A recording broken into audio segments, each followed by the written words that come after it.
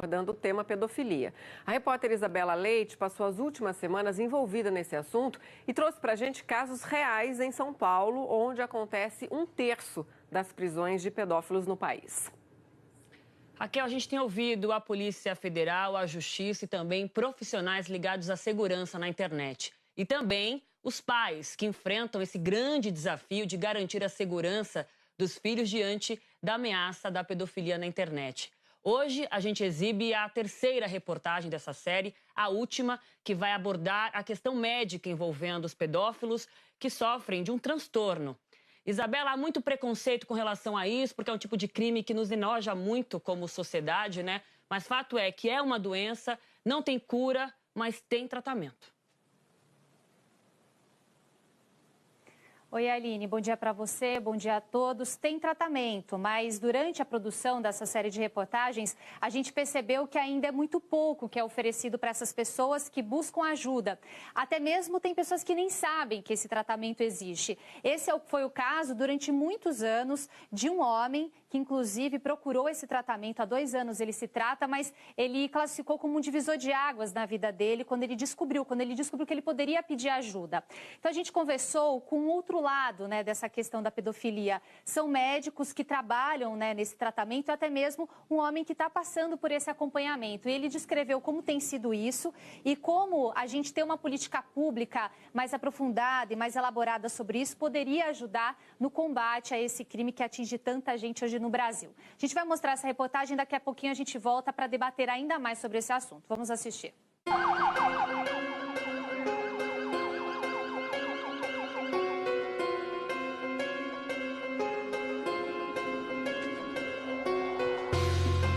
A pedofilia é uma doença crônica que não tem cura. Os médicos até fazem uma comparação com a diabetes e com o alcoolismo, que exigem cuidado redobrado e tratamento por muito tempo, talvez por toda a vida. Nesse sentido, a internet surgiu como um complicador, tanto para os pacientes quanto para os profissionais que fazem esse acompanhamento. Pode ser um bilhete que ele deixe, né, ao lado do computador e sempre que acessá-lo, relembre aquele bilhete de que ele vai acessar o computador para fazer algo no banco, para fazer um texto que precisa entregar, para pagar uma conta, enfim, e desestimule então a ele ceder ao impulso de vir acessar a pornografia. A comunidade médica diz que é muito difícil evitar recaídas. Na Faculdade de Medicina do ABC Paulista, esse ambulatório de transtornos sexuais atende toda semana 50 pacientes diagnosticados com pedofilia. Aqui, o primeiro passo para o sucesso do tratamento esbarra muitas vezes na motivação do paciente. Se o indivíduo busca o tratamento, mas com o objetivo de ter uma desculpa, isso não é saudável. A questão da minimização, a questão da negação, que muitas vezes é encontrada também no sentido do sujeito não ter a total percepção da gravidade da situação que ele se encontra. Foi o medo de a polícia bater na porta que levou este homem a procurar tratamento. Aconteceu um fato com uma criança e essa criança falou, né, com a mãe. E a partir desse momento, minha família toda ficou sabendo, né? Do que o senhor tinha medo? Bom, primeiro medo de todos descobrirem e segundo medo de ir para uma cadeia, né? Porque a gente sabe que na cadeia a coisa não é fácil para quem passa por esse processo. Nos últimos 2 anos, muitas pessoas com a doença ou com a preocupação de portarem esse problema acabam buscando realmente ajuda. Para o homem que foi denunciado por uma vítima, já são 2 anos de medicação e terapia de grupo para evitar recaídas. Eu fui confiante de que eu ia conseguir me tratar e ia ficar bem. Quando você não sabe que existe o tratamento, é uma coisa. Depois que você sabe que existe o tratamento, né, muda tudo na vida da gente. Mas é preciso seguir uma série de regras para não ser denunciado. A partir do momento que ele identifica, o profissional identifica que está acontecendo uma iminência de uma situação abusiva vir a acontecer, é colocado isso, né, referente ao contrato que foi elaborado, que tem de ser comunicado, tem de ser denunciado. Não pode haver vítima mais. O que ocorreu no passado, ocorreu no passado. Nós não temos a obrigatoriedade da denúncia. O que ocorreu no passado, antes da busca pelo tratamento. Mas iniciando o tratamento, nós temos sim, muitas vezes, a necessidade de denunciar. O tratamento é apontado como medida preventiva. Ou, se for tarde demais, investir no tratamento como medida complementar a uma pena de prisão. Uma política que ainda engatinha no Brasil. É uma discussão que engloba toda a sociedade. Neurologistas, neurocientistas, psicólogos, sociólogos, é uma coisa que vai muito além. Agora, as crianças têm que ser protegidas. Essa doença, ela tem que ser tratada. Você trata sobre as drogas, sobre a bebida e tudo isso aí, é complicado, mas tem tratamento também. Se você for prender todos aqueles que são viciados em drogas, pode ver que a maioria sai de lá pior do que entrou.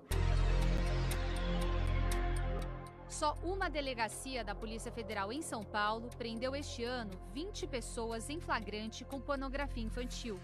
Mas a maioria não chega a cumprir pena na cadeia. Esses réus eles ficam presos, doutora, na maior parte das vezes? Na maior parte das vezes, não. Agora, não mais. Por quê? Porque a maioria pegam só não por compartilhar, só por manter o arquivo. A cobrança não deve ser em cima do médico, do profissional da saúde.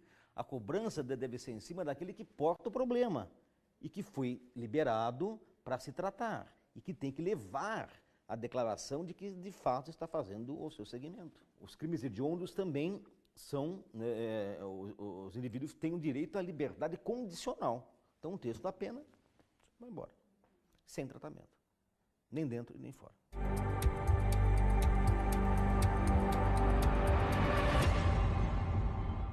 Bom, a gente vê, né, como a própria doutora Renata Lotufo, juíza federal, disse, é um debate que envolve toda a sociedade. Então, depois dessas 3 reportagens, a gente vai debater um pouco mais isso ao vivo. Nós trouxemos 2 convidados que vão estar ao vivo aqui com a gente agora na edição das 10. Vou apresentá-los. Doutora Camila Gimene, advogada especialista em Direito Digital, e doutor Eduardo Gouveia, desembargador e coordenador da Infância e Juventude do Tribunal de Justiça de São Paulo.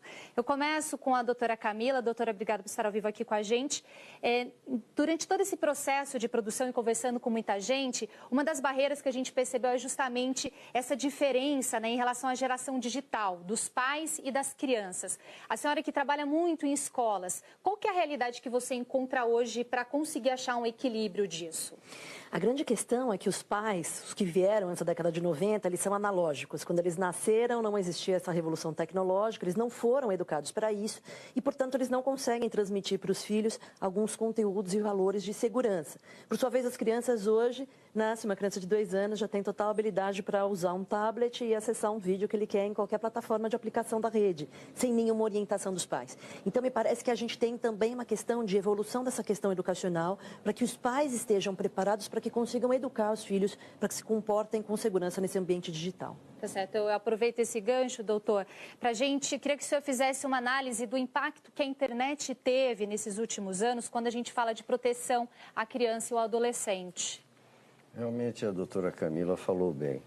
Hoje a evolução das crianças é muito grande no sentido de terem acesso aos meios de informática e os pais precisam ter um controle a respeito do que as crianças estão visitando, os sites, todos os acessos, porque é uma forma de orientar e inibir que terceiros pedófilos tenham acesso a essa criança e se utilizem da ingenuidade da criança para usar seu transtorno mental. Doutora, a gente mostrou em uma das reportagens, né, o que é previsto de crime pelo ECA, que é o Estatuto da Criança e do Adolescente. Com essa evolução da internet, o senhor acha que seria necessário ou possível fazer uma atualização para que essas penas fossem mais pesadas em relação a quem comete esse tipo de crime hoje no mundo virtual contra uma criança e um adolescente? Sem dúvida, Isabela, precisa ser revisto o ECA no aspecto de crimes pontuais praticados através da internet, com a pedofilia e em acesso às crianças. Isso precisa ser revisto, a Câmara e o Senado precisam rever e prever penas mais graves. Tá certo. A gente tem agora uma pergunta do estúdio. A Aline é quem vai perguntar. Vamos ouvir. Oi, Camila, doutor Eduardo, muito bom dia aos dois, obrigada por estarem aqui com a gente. Camila, eu queria perguntar para você sobre o controle que se tem hoje e como a legislação ajuda ou não no combate à pedofilia. Discutimos muito aqui a questão da penalidade, né? Muitos pedófilos nem chegam a ser presos se apenas mantiverem esses arquivos e não compartilhá-los. Com relação ao Marco Civil da Internet e tudo que a gente tem hoje disponível com os avanços recentes, é suficiente? Não é? A lei na prática, ela é usada como deveria? Ou é aquela história, no papel tudo funciona, mas na hora de legislar sobre isso é complicado? Quais são os gargalos que você enxerga hoje no combate à pedofilia, especialmente na internet? Olha, com relação à investigação na internet, o Brasil, desde 2014, conta com o Marco Civil da Internet, que é uma lei que regulamenta esse ambiente digital e prevê responsabilidades dos provedores de serviço. Dentre essas responsabilidades estão o fornecimento de dados que permitem a identificação desses usuários. Até por conta disso, todas essas investigações que a gente vem vendo a Polícia Federal fazer, ela está baseada em quebras de sigilo e fornecimento de dados por provedores de serviços de internet. Então, me parece que nesse aspecto de internet, a nossa legislação atende sim e já prevê mecanismos de quebra de sigilo em que o juiz possa determinar que se entreguem dados para se identificar um usuário que comete alguma prática ilícita. Agora a gente tem uma pergunta, doutor, da Raquel, lá no Rio de Janeiro, para o senhor. Obrigada, Isabela. Doutor Eduardo, sempre que a gente discute casos graves, crimes, muitos dos nossos entrevistados falam em subnotificação. Queria que o senhor desse para a gente uma ideia, né, em relação à pedofilia, porque a gente sabe que muitos casos de abuso, eles não se concretizam com o ato sexual, né? O armazenamento, o compartilhamento de fotos, tudo isso já configura crime. E muitas vezes esses crimes, até um carinho de uma maneira mais maliciosa, acontece dentro de casa, com pessoas próximas, na escola, com pessoas em que a criança confia. Quer dizer, tem também uma dificuldade de identificar, de fato, quando acontece um abuso, para que seja notificado e seja investigado e seja feita a punição a esse criminoso? Bom dia, Raquel. Realmente é situação difícil, porque muitas vezes o crime pode ocorrer no ambiente da casa, com familiares. Aí fica de difícil identificação. As escolas precisam ver como as crianças se portam, se tem alguma modificação de conduta e, efetivamente, se a criança está se comportando de uma maneira diferente do normal perante as outras e a própria escola, a escola precisa procurar saber o que vem acontecendo em casa. E no âmbito da própria casa, efetivamente, os pais têm que manter um controle sobre o acesso na internet. Porque se a criança tiver um acesso irrestrito e não for observada, pode haver uma perda da situação de controle e a criança, na sua ingenuidade, entrar na situação de abuso sexual até virtual. Eu vou entrar um pouco nessa discussão, doutor, se o senhor me permite, até adiantando uma outra pergunta com a Camila. A gente estava conversando mais cedo em relação a esse Marco Civil da Internet, mas eu queria saber, na opinião da senhora, se o poder público tem atuado de uma forma efetiva no cumprimento de algumas questões que cabe a ele, ou se a iniciativa privada está assumindo muito mais essa responsabilidade. Sim, o Marco Civil da Internet, ele prevê que o Estado, na sua obrigação constitucional de prestação de educação, também deveria incluir uma capacitação para o uso seguro, responsável e consciente da internet. Mas, infelizmente, o que a gente vem acompanhando é a atuação do Estado muito na repressão, mas não nesta capacitação. A capacitação me parece que vem mais da iniciativa privada, com entidades de classe e associações de ensino que estão tentando transmitir esse tipo de conteúdo aos jovens.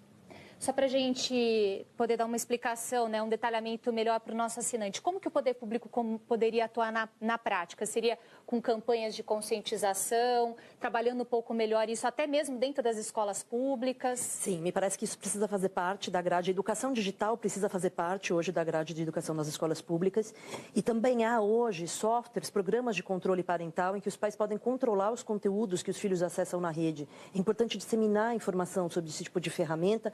ensinar os pais a usar esse tipo de ferramenta. Então, me parece que campanhas de conscientização e educação na escola são fundamentais para a gente preparar esses jovens para agir com mais segurança na rede. Perfeito. Eu gostaria de agradecer muito a doutora Camila, doutor Gouveia, pela participação ao vivo aqui na edição das 10, para a gente poder trazer mais detalhes dessa discussão que é tão importante, ainda mais no nosso dia a dia. A gente também, nesses últimos dias, a gente consultou, né, o poder público, a gente entrou em contato com o Ministério dos Direitos Humanos, até para entender um pouco melhor como essas ações estão sendo realizadas. Eles ainda não nos deram um retorno, mas ficaram de nos retornar e assim que possível a gente traz esse posicionamento deles. Aline e Raquel, eu acho que assim, além de toda essa questão da conscientização, né, é importante quem souber de qualquer caso, desconfiar de um colega, de um sobrinho ou até mesmo dentro da escola, é preciso denunciar para a Polícia Civil, para a Polícia Federal ou até entidades que trabalham com isso. Porque, como a gente viu, né, às vezes isso acaba ficando restrito dentro da realidade da criança, ela não consegue sair disso e isso não chega à tona, né, para que outras pessoas possam investigar e penalizar, né, quem realmente está cometendo um ato criminoso. Isabela, importantes esses alertas, a nossa tentativa aqui de contribuir com esse debate, né, abrir os olhos aí das pessoas como um todo, crianças, pais, professores, para esse grave problema que acontece. Muito obrigada pelas reportagens, parabéns aí a toda a equipe envolvida. A gente agradece mais uma vez a doutora Camila e o doutor Eduardo também, que estão aqui com a gente para ajudar a esclarecer e alertar em relação a esses pontos. Muito obrigada, o debate está sempre aberto, a gente conta com a colaboração de vocês sempre.